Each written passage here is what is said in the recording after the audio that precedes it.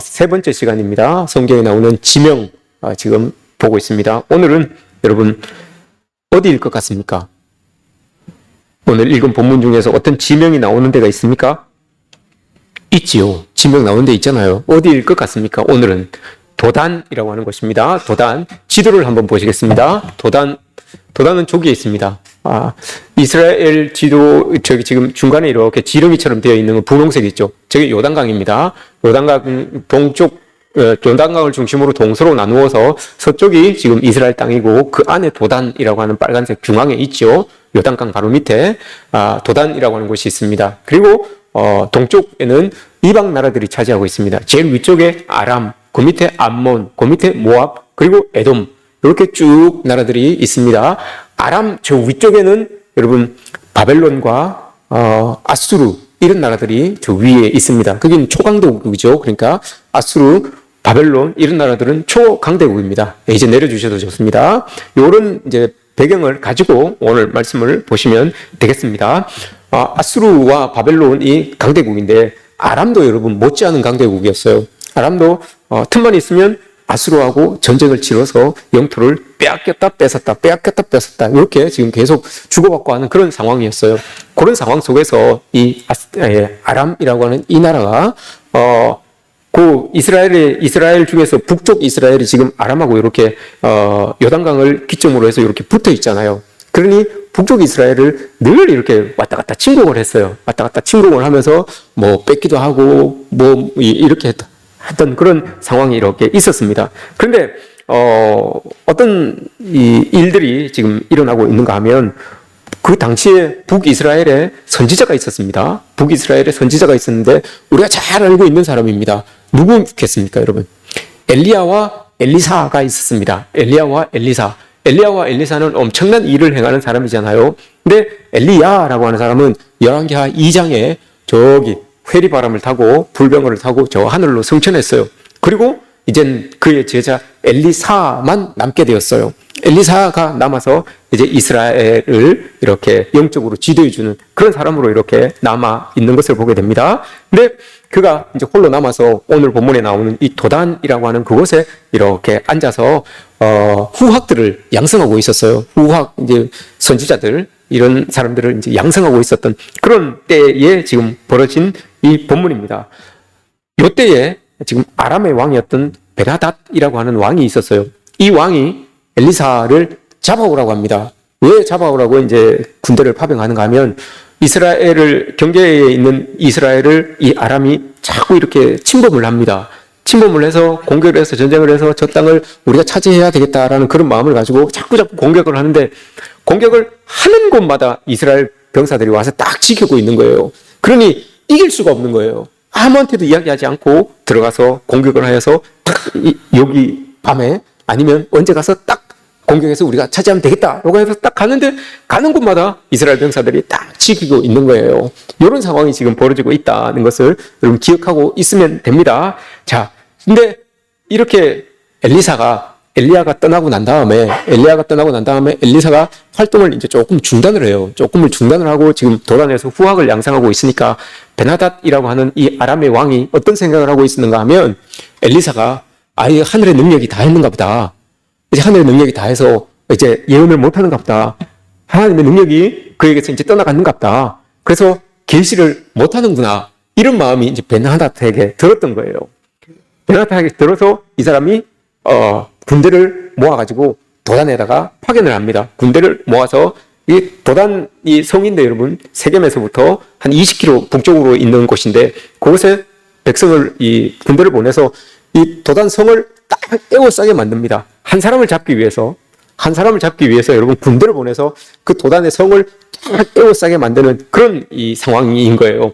도단 하면 여러분 어디가 누구 툭 떠오르는 사람이 있습니까? 도단. 이게 이 성경 지명에 잘 나오지 않는 곳이에요. 도단. 창세기에 보면 여러분 창세기의 형님이 아니지. 창세기 37장에 보시면 야곱의 아들 중에 요셉이 있죠. 요셉의 형들이 양을 치러 가잖아요. 양을 치러 세겜까지 갔습니다. 양을 치러 세겜까지 갔는데 아마 거기에는 풀이 없었던 것 같아요. 풀이 없어가지고 이 형님들이 양을 몰고 그 세겜에서 20km 떨어진 도단까지 간 거예요. 도단까지 가서 양을 먹이고 있었던 거예요. 아버지가 걱정이 되어서 형님들에게 도시락 싸가지고 갖다 주라고 이렇게 이제 요셉을 보냈죠. 요셉이 세겜에 가니까 없어요. 물어보니까 야, 도단 간다고 하면서 갔다라고 했어요. 그래서 요셉이 가잖아요. 도단까지 가잖아요. 도단까지 가니까 형님들이 이렇게 보고 그러잖아요. 야, 저기 꿈꾸는 자가 온다라고 이렇게 놀리잖아요. 그게 도단이에요. 도단이라고 하는 뜻이 우물이라고 하는 뜻입니다. 우물. 그러니 여러분, 우물이 있는 곳은 살기가 좋은 곳이잖아요. 이 초원도 있을 것이고, 그래서 그 20km를 지나서 거기 세겜에서 도단까지 양을 먹이러 올라갔던 곳이에요. 그것이 도단입니다. 그런데 오늘 본문에서는 여러분, 도단이라고 하는 것이 이 우물, 살기 좋은 곳, 우리가 머무르기를 원하는 곳, 이런 의미로서의 도단이 아니라 이 우물에 여러분, 우물에 물이 없으면 이건 웅덩이가 되는 거예요. 구덩이가 되는 거예요. 그래서 요셉이 그곳에 던져지잖아요. 그곳에 던져지고 애굽 상인들에게 애굽으로 팔려가게 되는, 미디안 상인들에게 애굽에 팔려가게 되는 그런 일이 일어나는 거잖아요. 그리고 오늘 이 도단의 엘리사가 여러분, 자기는 그곳에서 후학을 양성하려고 들어가 있었지만 그것이 여러분, 적군으로 뺑 둘러싸이게 되는 그런 어려움을 겪게 되는 이 장소로서의 도단이라는 것을 여러분 기억하시기 바랍니다.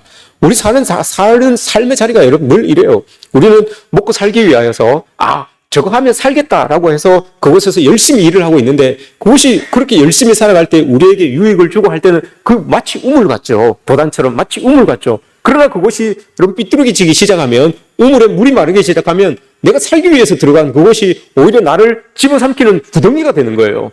나를 에워싸서 나를 고사하게 만드는 그런 구덩이가 될 수 있다는 것을 여러분 우리는 기억해야 되는 거예요. 그래서 나의 삶의 자리가 늘 우물이 되기 위하여서 기도해야 되는 것이지, 이 우물이 말라버리고 구덩이가 되면 안 된다는 것을 여러분 알고, 우리 늘 삶의 자리를 위해서 기도해야 되는 이유가 바로 이거예요, 여러분. 우물이 될 수도 있고, 물이 말라버려 구덩이가 될 수도 있다는 거. 우리의 가정이 그럴 수 있고요. 우리 교회가 될 수 있고, 내가 처해 있는 그 삶의 자리가 그렇게 될 수 있다는 것을 우리는 알고 그렇게 기도하며 나가야 되는 거예요. 엘리사 한 명을 잡기 위해서 올라갑니다.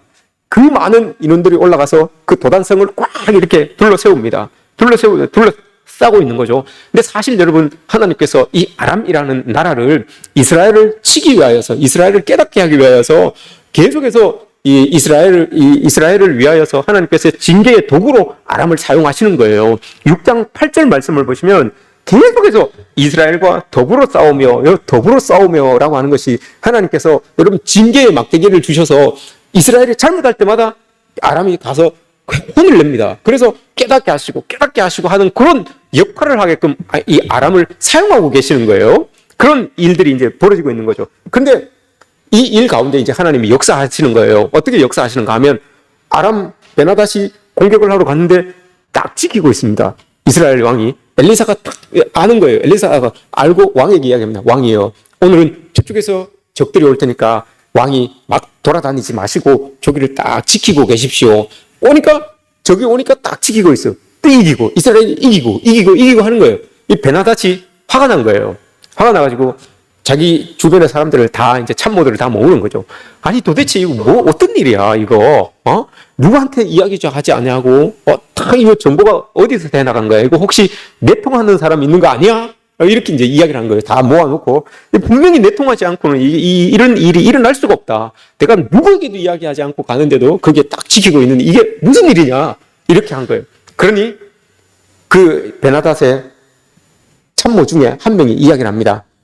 왕이요, 그게 아닙니다. 그 이스라엘에 하나님의 사람이라고 하는 선지자 엘리사가 있습니다. 그 사람은 왕이 침실에서 하는 이야기까지 다 압니다. 이렇게 이야기가 된 거예요. 그래서 이 베나닷이 그러면 엘리사를 잡아와라. 그 사람 없으면 되는 거 아니야. 잡아와라. 라고 이렇게 보낸 거예요. 올라간 거예요. 여러분 보십시오. 왕은 그냥 엘리사라고 하는 이 사람 한 사람을 잡기 위해서 군대를 보내잖아요. 이건 왕이 전쟁에 나아가서 싸워본 경험이 있기 때문에 자기가 이제 전문가적 견해에서 군대를 보낸 거예요. 아니, 한 명 보내면 뭐 몇 명 보내서 잡아올 수도 있지만, 특수부대를 보내서 잡아올 수도 있지만, 많은 군대를 보내서 이 도단에 있는 지역 전체를 두렵고 떨게 만들려고 하는 그런 전략이 있는 거예요. 그러면 떨려서 자기들 죽지 않기 위해서 엘리사를 내주게 되는 그런 상황도 일어날 수 있어요. 이런 전략적으로 왕이 자기의 전문가적인 전략을 가지고 이렇게 군대를 보낸 거예요. 근데 여러분, 전문가적인 소견이 안 통할 때가 있어요. 안 통할 때가 많아요. 우리 삶의 자리에서. 우리도 여러분들도 다 삶의 자리에서 전문가적인 견해를 가지고 살아가잖아요. 내가 이 일에 있어서는 그래도 어느 만큼 누구보다는 더 많이 알고, 누구보다는 경험이 많고, 누구보다는 더 잘해낼 수 있다라고 하는 그런 전문가적인 견해가 다 있어요. 여러분들 모두에게. 다 있어요. 그 견해를 가지고 살아가죠. 그런데 그게 안 먹힐 때가 있다는 거. 그게 문제 아닙니까? 전문가답게 전문적인 지식을 가지고 경험을 바탕으로 살아가는데도 불구하고 그게 안 먹힐 때 문제가 발생하는 것 아니겠습니까? 저는 전문가는 아니지만 가끔가다 어떤 분에게 이런 질문을 받습니다. 목사님, 이스라엘하고 하마스하고 전쟁이 언제 끝날까요? 이런 질문을 받아요. 그럼 제가 전쟁 전문가도 아니고 국제청사 전문가도 아닌데 그걸 제가 어떻게 이야기를 하겠습니까? 그래서 저는 저도 이제 그쪽 전문가에게 들은 것을 이야기를 해줍니다. 곧 끝난다고 합니다. 곧 끝난다고 합니다. 그러니까 아니, 근거가 있어야 될 거 아닙니까? 그 전문가가 이야기하기를, 제 말고요. 그 전문가가 이야기하기를, 이스라엘은 관광으로 먹고 사는 나라입니다. 성지순례나 관광객들로 먹고 사는 나라인데, 전쟁이 오래되면 관광객들이 전쟁하는데 누가 옵니까? 그러니 아마 먹고 살기 위해서도 아마 전쟁이 끝날 겁니다. 그래야지 관광객들이 들어올 거 아닙니까? 이렇게 이야기를 해요. 그리고 또, 지리적인 여건을 봤을 때에 이스라엘이 여러분 우리나라보다 인구가 5분의 1밖에 안 되잖아요. 1000만밖에 안 되잖아요. 근데 지금 전쟁에 참여하고 있는 사람이 30만입니다. 그 일터에 있는 그 예비군들, 이런 사람들 다 끌어모아서 지금 30만이 그 동원되어서 이 전쟁을 치르고 있어요. 여러분, 우리 아버지가 일 안 하고 전쟁에 가서 이 전쟁 치르고 있다고 한번 생각해 보십시오. 그 과정이 오래 가겠습니까? 안 되는 거예요. 경제적으로 어려운 거예요. 근데 그걸 봤을 때, 곧 끝납니다. 그 30만 명이 자기 가사 다 제쳐놓고 전쟁터에만 있을 수는 없습니다. 그러면 가정도 무너지고, 가정이 무너지면 나라가 무너지게 되어 있으니 곧 끝날 겁니다. 라고 이렇게 그 전문가가 이렇게 이야기를 했어요. 그런데 여러분, 곧 끝났습니까? 곧 안 끝나요. 전문가의 지식을 가지고, 전문가의 견해를 가지고 여러분 우리가 살아가지만 그대로 되면 좋지요. 그대로 되면 좋은데 그대로 안 되는 게 문제 아닙니까? 왕도 마찬가지예요. 오늘 왕도 전문가적인 견해를 가지고 한 군대를 보내면 엘리사를 잡아올 수 있을 것이다 라는 그런 견해가 있었던 거예요. 그런데 못한 거죠. 그렇게 안 된 거죠. 전문가적인 그런 왕의 판단이, 전략이 맞지 않았어요. 전문가의 눈으로 보고 판단하는 것도 중요하지만 여러분, 믿음의 사람들에게 있어서는 하나님의 눈을 가지고 바라볼 수 있는 이런 견해가 있어야 되는 거예요. 이게 여러분 그리스도인들에겐 참으로 중요합니다. 모든 전문가들도 여러분 이렇게 저렇게 다 말할 수 있어요. 그러나 말하지 못하는 그 뒤의 것을 영적인 눈으로 볼 수 있는 그리스도인들, 하나님의 사람들, 여러분 여기까지 우리가 가야 되는 것 아니겠습니까? 오늘 본문 뒤쪽에 보시면 여러분 눈에 대한 이야기가 3번 나옵니다. 한 번은 눈을 열어서 보게 해주십시오. 한 번 나오고, 눈을 가려서 못 보게 해주십시오. 또 한 번 나오고, 가려졌던 그 눈을 떠서 또 보게 해주십시오. 이렇게 이제 3번 나와요. 눈에 대한 내용이 3번 나오는데 어떤 내용들이 나오는가 하면 우리가 참 흥미로운 것은 뒤에 눈에 대한 이야기가 3번 나오는데, 흥미로운 것은 눈을 못 보던 사람이 여러분 떠서 딱 봄으로 두려움이 확 들어와요. 근데 또 어떤 사람은 보고 있다가 여러분 눈이 딱 감겨서 또 두려움이 확 들어와요. 봐서도 두려움이 오고 못 봐서도 두려움이 와요. 이게 우리 삶이라는 거예요, 여러분. 여러분, 볼 때 뭔가를 이렇게 보고 있을 때 두려움이 찾아옵니까? 아니면 못 보고 눈을 감고 있을 때 두려움이 찾아옵니까? 못 보고 눈을 감고 있을 때 두려움이 찾아오던가요, 여러분? 아니면 보고 있을 때 두려움이 찾아오던가요? 예를 들어서 우리 혼자 산길을 이렇게 걸어가고 있어요. 늑대 소리도 막 나고 귀신 나올 것 같아요. 두렵잖아요. 안 그렇습니까? 두렵잖아요. 산길을 이렇게 걸어 두려워요. 아이씨, 귀신 나오면 어떡하지? 막 두려워요. 그죠? 아직 귀신은 안 나와요. 그런데도 두렵잖아요. 근데 진짜 귀신이 눈앞에 턱 나타났어요. 두렵습니까? 안 두렵습니까? 까무러치지 뭐. 봐서도 두렵고 안 봤어도 두려운 거예요. 이게 우리 삶이에요, 여러분. 봐서도 두렵고 때로는 봐야 되겠는데 못 봐서 두렵고요. 때로는 안 봐도 되는데 봐서 두려운 게 있어요. 오늘 말씀에서 그게 나와요. 그래서 우리 삶의 자리에서 여러분 두렵다라고 하는 것은 이건 어둠의 문제가 아니에요. 사실 캄캄해서 두려운 게 아니에요. 여러분 캄캄해서 귀신이 안 보일 때도 두려웠는데 귀신이 눈앞에 턱 나타났어요. 그것도 두렵잖아요. 그래서 여러분 두렵다라고 하는 것은 어둠의 문제가 아니에요. 어떤 우리가 처해 있는 상황이나 그 어떤 처해 있는 시간, 이게 여러분 어둠의 문제가 아니라, 물리적으로 어둠의 문제가 아니라 깜깜하기 때문에 그런 거예요. 어떻게 해낼 수 있는 방법이 보이지 않기 때문에, 그래서 여러분 그게 두려운 거예요. 어두움이라고 하는 것은 물리적으로 여러분 어떤 장소, 어떤 시간이 어둡다는 게 아니라, 아무리 대낮이라도 여러분 거기에서 어떤 일들이 이루어지는데 내가 할 수 없는 무언가가 여러분 툭 주어졌을 때 깜깜한 거예요. 그래서 두려운 거예요. 이 두려움이 여러분 우리의 삶의 자리에서 있어진다는 거죠. 여러분 한번 보십시오. 가나안 정탐꾼 12명을 보냈어요. 12명이 똑같은 상황을 보고 왔는데 10명은 부정적으로 이야기를 하고 2명은 여러분 괜찮게 이야기를 해요. 왜 그렇습니까, 여러분? 똑같은 환경인데 왜 그렇게 서로 이야기하는 게 다를까요? 베드로가 여러분 마태복음 14장에서 물 위를 걸어오시는 예수님을 봅니다. 그리고 자기가 예수님 저도 물 위를 걸어갈게요 하면서 훅 가요. 물 위를 걸어갑니다. 예수님을 보고 걸어갈 때는 물 위를 걸어가고 있어요. 근데 순간 풍랑을 보니까 자기가 쑥 빠져들게 되는 거 보잖아요. 똑같아요. 풍랑이 미는 물 위를 어떨 때는 걸어가고 어떨 때는 빠져요. 똑같은 상황인데 예수 그리스도를 보고 있을 때는 걸어갈 수 있고요. 풍랑을 볼 때는 쑥 빠지는 거예요. 왜 그렇겠습니까, 여러분? 영적으로 우리가 처해 있는 상황은 똑같을지라도 영적으로 그 너머에 있는 하나님의 도우심을 보면서 걸어가면 여러분 똑같은 상황일지라도 대처하는 방법이 달라요. 대처하는 마음가짐이 다르다는 것을 우리가 볼 수 있잖아요. 참 흥미롭잖아요, 여러분. 상황은 똑같은데 예수를 바라보고 가는 것과 그 상황을 바라보고 가는 것과 차이가 이렇게 크다고요. 똑같은 상황인데 10명은 불평을 이야기했는데 불만을 이야기했는데 2명은 충분합니다 라고 이렇게 갑니다. 말씀 붙들고 영적으로 그 상황을 바라보고 간 사람에게는 충분하고요. 그 상황이 똑같은 상황이에요. 여러분 기억하십시오. 똑같은 상황이에요. 근데 영적으로 하나님의 말씀 붙들고 가는 사람에게는 충분한 상황이고, 그게 그렇지 않은 사람에게는 나를 집어삼키는 상황이 되는 거예요. 똑같은 상황임에도 불구하고요. 여러분 어떻습니까? 내가 처해 있는 상황이 이런 상황인데 나를 집어삼키는 상황처럼 보입니까? 아니면 넉넉히 이기고 나갈 수 있는 상황처럼 보입니까? 이걸 바라볼 수 있는 게 여러분 우리의 믿음의 눈이다라는 것을 오늘 말씀이 우리에게 보여주는 겁니다. 여러분 두려움이라고 하는 것은 중력과 같아서 모든 것들 다 빨아당깁니다. 내가 어떤 일을 했는데 여러분 그것이 빠져나갈 길이 안 보여요. 깜깜해요. 모든 상황이 거기에 다 집중됩니다, 여러분. 거기로 다 들어와요. 나의 삶의 자리도, 나의 가정도, 나의 자녀도, 그 모든 내가 두려워하고 있는 그 삶의 자리 안으로 다 들어오게 돼요. 그런데 여러분, 우리가 눈을 들어서 하나님을 바라보기 시작하면 하나님이 여러분, 우리를 그 중력의 두려움 안에서 우리를 끌어당기기 시작하는 거예요. 끌어내 주시기 시작하는 거예요. 이게 여러분, 믿음 아니겠습니까? 오스왈드 챔버스의 주님은 나의 최고봉이라고 하는 그 묵상집이 있죠. 6월 18일 묵상집에 보면 이런 내용이 있습니다. 제목이 바람과 풍랑을 바라봅니까? 라는 제목이에요. 이런 내용이 있습니다.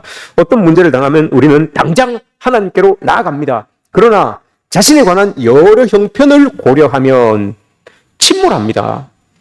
문제가 생기면 바로 하나님 앞에 뛰어들어가지만 자꾸 내가 처해 있는 상황들을 자꾸 떠올리면서 자꾸 그 상황을 고려해요. 그러면 여러분 우리는 서서히 침몰하게 됩니다. 만일 당신이 주님만 인식하고 있다면 주께서 당신을 어떤 상황으로 이끌고 가시든 아무런 상관이 없습니다. 실제 바람과 풍랑은 언제나 있는 것이고 단지 당신이 그것을 바라보는 즉시 당신은 주눅이 들면서 예수님을 알아볼 수 없게 되는 것입니다. 그러면 주님께서 꾸짖으십니다. 왜 의심하느냐? 우리가 처한 실제 상황 가운데서 예수님을 계속 인식하며 온전하게 주님만 의지하십시오.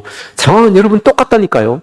상황은 똑같아요. 이것들 믿음의 눈으로 보느냐 아니면 내가 처해 있는 그 처지를 가지고 와서 보느냐, 그렇잖아요. 내 처지를 가지고 와서 보게 되면 나는 점점 점점 여러분 침몰해 가는 거예요. 안 되거든요. 내 체질을 가지고 내 형편을 가지고는 그걸 도저히 할 수가 없어요. 그걸 도저히 어떻게 할 수가 없어요. 라고 이런 마음들이 드니까 자꾸 나는 침몰하게 되는 거예요. 그러나 눈을 들어서 하나님이 계시고 하나님만 의인식하게 되면 그곳에서 나를 하나님이 이끌어내어 주셔서 그 상황을 이겨내게 하신다라고 이렇게 말씀하시잖아요. 오늘 본문에서 여러분 엘리사가 나오고 엘리사의 종 게하시가 나옵니다. 도단에 아침에 떡 일어나서 보는데 이 차이죠. 이제 엘리사도 보았고 게하시도 보았어요. 아침에 떡 일어나서 저 도단성을 쭉 바라봅니다. 게하시가 눈으로 딱 바라보니까 그 도단성을 이 아람 군대가 쫙 둘러서고 있는 거예요. 쫙 둘러서고 있는 거예요. 얼마나 여러분 두렵습니까? 이 한 사람을 잡기 위하여서 저 많은 군대들이, 강대국이라고 하는 저 많은 군대들이 와가지고 지금 도단성을 꽉 두르고 있어요. 이제 물자가 공급되지 않으니까 고사되는 거예요. 고사돼서 항복하고 나갈 수밖에 없는 거예요. 그런 상황이 있는 거예요. 그래서 오늘 그걸 보고 여러분 게하시가 뭐라고 합니까? 15절 말씀에서 이렇게 이야기합니다. 15절 끝에 엘리사에게 말하되 내 주여 우리가 어찌하리까? 라고 이렇게 이야기를 합니다. 이걸 여러분 다른 번역본을 보면 주님 우리가 어찌하여야 합니까? 라고 이렇게 해요. 이게 절망이에요, 여러분. 이게 절망이에요. 절망이라고 하는 것은 어떤 상황이 우리에게 주어졌을 때 무엇을 해야 할지 내가 모를 때, 앞이 깜깜할 때, 이게 여러분 절망이에요. 어떤 일이 내 앞에 툭 떨어졌는데 내가 뭘 해야 될지, 어떻게 해야 될지 방법을 강구하지 못하는 거예요. 아무 방법도 찾지 못하는 거예요. 이게 절망이에요, 여러분. 이때 드는 절망이 우리 눈앞에 깜깜할 때가 있잖아요. 어떤 상황이 툭 주어졌을 때. 그게 여러분 절망인 거예요. 게하시가 지금 그 절망을 느끼고 있는 거예요. 그 절망을 이거 우리 어떡하나. 절망을 지금 느끼고 있는 거예요. 그때 여러분 엘리사가 하나님 앞에 기도합니다. 뭐라고 기도하는가 하면 오늘 본문에서 17절에서 이렇게 이야기를 합니다. 여호와여 원하건대 그의 눈을 열어 보게 하옵소서라고 합니다. 그래서 하나님께서 게하시의 눈을 열어주십니다. 눈을 열어서 게하시가 보게 됩니다. 뭘 봅니까 여러분? 그 너머에 병사들 너머에 뒤쪽에 불병거와 불말들이 꽉 차 있는 여호와의 군대가 그들을 꽉 두르고 있는 그 모습이 눈에 보이는 거예요. 그게 여러분 엘리야에게는 보였던 거예요. 엘리야는 그걸 보고 있었던 거예요. 엘리사는 그걸 보고 있었던 거죠. 그러나 게하시는 눈이 가려져서 그게 안 보였던 거예요. 똑같은 상황 속에서 여러분 누구는 보고 누구는 못 봐요. 못 보는 그 사람은 자기가 처해 있는 환경만 보는 거고요. 보는 그 사람은 그 뒤에 항공 너머에서 도우시는 하나님을 보는 거예요. 그러니 눈을 열어서 보게 해주십시오라고 하니까 게하시도 눈이 열려서 그 뒤에 엘리사를 도우려고 온 하나님의 불병거와 불말들이 보이기 시작하는 거예요. 우리 여러분 믿음의 사람들은 이걸 볼 수 있어야 되는 거 아니겠습니까? 우리 환경을 두르고 있는 거, 그 너머에서 우리를 도우시는 그 손길, 이걸 여러분 우리가 보는 거죠. 그러니 여러분 게하시가 이걸 보니까 게하시가 여러분 얼마나 마음이 편하겠습니까? 내가 못 보던 저런 하나님의 은혜가 있었구나. 저런 하나님의 도우심이 있었구나. 이걸 여러분 게하시가 이제 깨닫는 거죠. 그리고 나서 이 아람 군대들이 엘리사를 잡으러 옵니다. 엘리사를 잡으러 올 때 엘리사가 또 기도를 합니다. 하나님 앞에. 하나님, 저 사람들의 눈을 가려주십시오. 라고 이렇게 이야기를 합니다. 그래서 하나님이 눈을 가려줘요. 눈을 가려줬더니 하나님께서 이제 눈을 가린 그 아람 군대들이 더듬더듬 옵니다. 더듬더듬 오는데 엘리사가 뭐라고 하는가 하면 너희들이 잡고자 하는 사람이 여기에 있는 게 아니야. 너희들 지금 길 잘못 들어서 내가 인도할 테니까 나 따라와. 그러면서 이제 데리고 갑니다. 데리고 나 여기 있어. 이쪽 따라와. 눈 감고 이제 아람 군대가 따라오는 거예요. 따라와서 줄줄줄줄줄 따라오는데 어디까지 갑니까 여러분? 사마리아까지 갑니다. 20km 떨어진 곳이에요. 20km 떨어진 곳까지 가요. 사마리아까지 나 따라와 하고 눈 감고 따라오는 거예요. 다 따라왔어요. 그 사람들이 사마리아 성 안까지 다 들어온 거예요. 그리고 난 다음에 이 엘리사가 하나님께 또 기도합니다. 하나님, 이제 저 사람들의 눈을 뜨게 해주십시오. 라고 이렇게 이야기합니다. 그랬더니 눈을 텅 떠요. 하나님께서 기도했더니 눈이 텅 떠져요. 이 아람 군대들이 사마리아 성에 들어왔잖아요. 눈을 딱 뜨고 보니까 여기가 사마리아 성인 거야. 깜짝 놀란 거죠. 아이고야, 우리가 저게 수도까지 우리가 들어와 있네. 깜짝 놀라는 거예요. 누구는 여러분 눈이 감겨져서 놀라고, 누구는 여러분 눈이 떠져서 놀라는 거예요. 눈이 감겨졌던 게하시도 놀라고요. 눈이 떠졌던 이 아람 군대도 놀라는 거예요. 왜 그렇겠습니까, 여러분?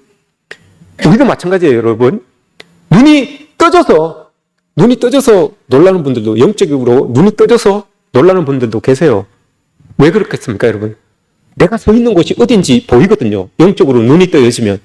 영적으로 눈이 떠여지지 않았을 때는, 하나님의 마음을 가지고 보지 않았을 때는 내가 서 있는 이 자리가 어떤 자리인지 몰랐어요. 내가 행하고 있는 그 일이 뭔지 몰랐어요.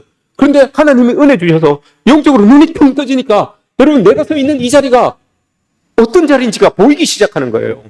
이게 하나님이 원하는 자리가 아니었던 거예요. 내가 행하고 있는 일이 여러분 보이기 시작하는 거예요. 이게 하나님의 원하시는 일이 아니었던 거예요. 그래서 여러분, 영적으로 눈이 팡 떠져도 두려울 때가 있어요. 내 입에서 회개가 터져나올 때가 있어요. 눈이 안 떠졌을 때는 몰랐는데, 안 떠져서 못 봐서 몰랐는데, 눈이 떠이고 나니까 이게 보이기 시작하는 거예요. 하나님의 마음이 보이기 시작하고, 하나님이 원하는 일이 보이기 시작하고, 하나님이 원하시는 그 길이 보이기 시작하는 거예요. 그런데 지금 눈을 떠서 보니까 내가 거기에 안 서 있는 거예요. 내가 서 있는 그곳은 엉뚱한 곳이에요. 그래서 여러분, 두려운 거예요. 이런 두려움이 있는 거예요. 또 영적으로 눈이 탁 떠지면 하나님의 것이 쫙 보이기 시작하니까, 게하시처럼 여러분, 하나님의 것이 쫙 보이기 시작하니까 너무너무 기쁘고 즐겁죠. 눈이 떠있는 것도 축복이고, 눈이 감겨지는 것도 축복이에요. 감겨져서 안 보이는 것도, 때로는 안 보고 싶은 것들도 있잖아요. 안 보이는 것도 여러분 축복이에요. 근데 눈이 떠져서 본다는 것, 이게 여러분 얼마나 큰 축복입니까? 여러분, 여기에서 지금 18절 말씀에서 보시면, 아람 사람들이 엘리야에게 뒤에 쭉 보시면 눈을 어둡게 하옵소서라고 이렇게 이야기를 했잖아요. 18절, 눈을 어둡게 하다라고 하는 이 말이 여러분 히브리어로 현혹하다 이런 뜻이에요. 현혹하다, 눈을 어둡게 하다. 눈이 어두워지면 현혹된다는 거예요. 뭘로 현혹이 됩니까, 여러분? 엘리사가 뭐라고 이야기합니까? 나 여기 있어 라고 하면서 이렇게 이쪽으로 와 라고 하잖아요. 여러분, 우리가 어둡기 시작하면, 우리 눈앞이 캄캄하기 시작하면 우리가 현혹됩니다. 뭐에 현혹됩니까, 여러분? 말에 현혹돼요. 감정에 현혹돼요. 사람들의 말에, 사람들의 감정에 현혹됩니다. 그리고 또 자리에, 여러분, 장소에 현혹이 되는 그런 모습들, 정보에 현혹이 되는 그런 우리들의 모습이 있다는 것을 여러분 알아야 됩니다. 그래서 눈이 어두울 때, 깜깜할 때, 그러잖아요. 우리가 큰 일 해놓고 뭔가 잘 안 됐을 때, 그 사실이 이렇게 드러났을 때, 내가 뭐에 씌였었지? 내가 왜 이걸 했을까? 내가 왜 그랬을까? 이런 후회를 할 때가 있잖아요. 예를 드는 겁니다. 뭐 주식이나, 뭐 요즘 많이 하는 거, 코인이나 이런 것들을 하는 사람들 있잖아요. 근데 쫄딱 망하고 나서 깨닫습니다. 내가 미쳤지. 내가 뭐에 씌였지. 그러면서 깨닫잖아요. 내가 왜 그랬을까? 이러잖아요. 그게 여러분 현혹되다라는 말이에요. 이게 어두워지다 이런 뜻이거든요. 어두워지면 여러분 이렇게 될 수 있어요. 누구나 이렇게 될 수 있어요.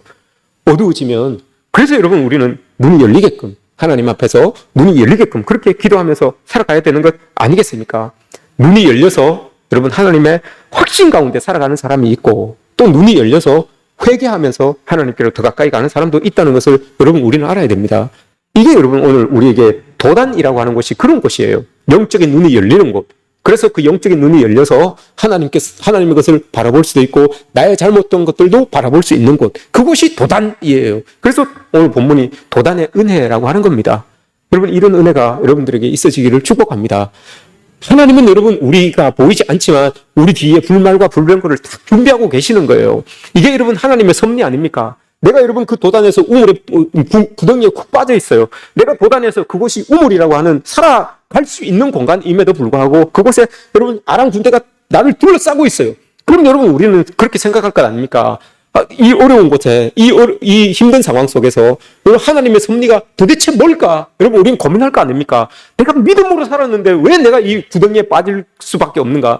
내가 믿음으로 살았는데, 하나님을 의지하고 살았는데 나를 둘러싸고 있는 저 많은 아람 군대는 도대체 뭘까? 라고 이렇게 고민할 수 있어요. 그러나 여러분, 영이 열려서 저 먼 데를 볼 수 있는 사람들은 하나님의 섭리를 볼 수 있는, 하나님의 섭리를 여러분 인정하는 사람들 아닙니까? 이 어려움 속에서도 하나님을 의지하고 하나님을 인정하면서 살아갈 수 있게끔 그렇게 하나님이 우리를 도와주시는 거예요. 이걸 여러분, 우리는 이 도단이라고 하는 곳에서 느끼면서 살아갈 수 있어야 된다는 거죠.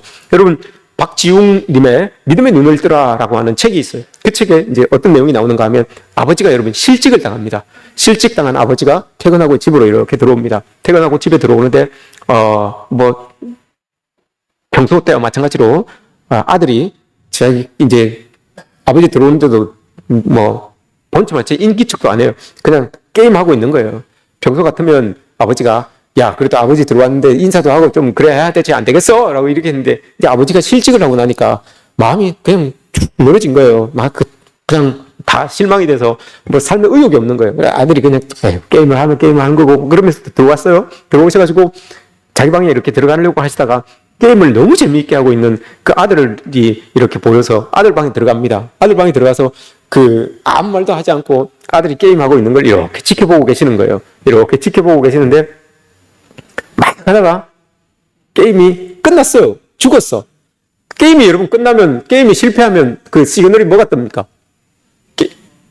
게임 오버 전에 뭐 이렇게 단계 이렇게 해가는 거 보면, 단계 하다 보면 여기에서 딱 실패를 하면 어떻게 됩니까? 페일 뜨잖아요. 페일, 누가 페일이라고 했습니까? 게임 좀 하시는 분이네. 게임 좀 적당히 하십시오. 페일. 페일이라는 말이 딱 뜹니다. 페일이라는 문구가 딱 떠요. 근데 페일이라는 문구가 딱 뜨니까 아버지 그거 알잖아요. 페일이라는, 실패라는 뜻이잖아요. 근데 페일이라는 그 문구가 뚝 뜨니까 아들이 막 좋아하는 거예요. 막 좋아하는 거예요. 그래서 아버지가 물어봅니다. 아니, 저 자식이 페일 뜻도 모르나? 페일인데 뭐가 저렇게 신나는 거야? 그러면서 물어보는 거예요. 야, 너 저 뜻이 뭔지 모르니? 라고 이렇게 물어본 거예요. 아들한테. 그러니까 아들이, 아니, 이거 실패라는 뜻이잖아요. 그럼 아빠가 그럽니다. 야, 실패가 뭐가 그렇게 즐겁다고 그렇게 신나냐? 그러더래.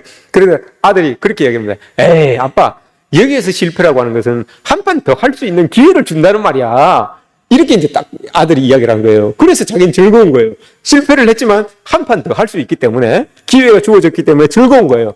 그때 아버지가 깨달은 거예요. 실패라고 하는 것이 끝이 아니라 뭔가를 또 다시 한번 해볼 수 있는 기회가 나에게 주어지는 거구나.